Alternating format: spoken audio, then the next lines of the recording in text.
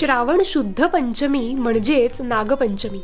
या दिवशी घरोघरी नागप्रतिमेचं पूजन करतात, दूध लाह्यांचं नैवेद्य दाखवतात आणि म्हणूनच लाह्यांपासून होणारी अतिशय सोपी आणि तात्काळ ताकद देणारी अशी एक रेसिपी आपण आज करतोय आणि ती म्हणजे लाजा तर्पण।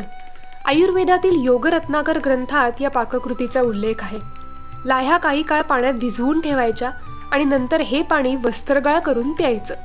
तुम्हाला असं वाटेल की अरे या पाण्यातनं कशी काय ताकद मिळेल, पण ट्रस्ट मी, अशक्तपणात हे पाणी जादू सारखं काम करतं। नागपंचमीला आपल्याकडे चिरायचं नाही, कापायचं नाही अशा काही प्रथा आहेत, त्यामुळे या नागपंचमीला तुम्ही हे असं लाजा तर्पण नक्की करून बघा। सलाईन सारखी इन्स्टंट एनर्जी देण्यासाठी लाजा तर्पण अप्रतिम काम करतं। तुम्हाला जर का जुलाब झालेत, प्रचंड डिहायड्रेशन झालं आहे, अशा अवस्थेमध्ये एकदम एनर्जी लॉस झाला आहे, अशा ह्याच्यामध्ये तुम्ही लाजा तर्पण नक्की पिऊन बघा। त्यानंतर उलटी होत असेल किंवा खूप ॲसिडिटी होत असेल, जळजळ आगाग होत असेल तर ती थांबवायला हे लाह्या अप्रतिम काम करतात। लाजा तर्पण आणि नुसत्या लाह्या खाल्ल्या तरी फायदा होतो। त्यानंतर तुम्ही अंगाला दाह होत असेल किंवा अंगाची लाही होत असेल तरी हे नक्की लाह्या तर्पण किंवा लाजा तर्पण तुम्ही घेऊ शकता।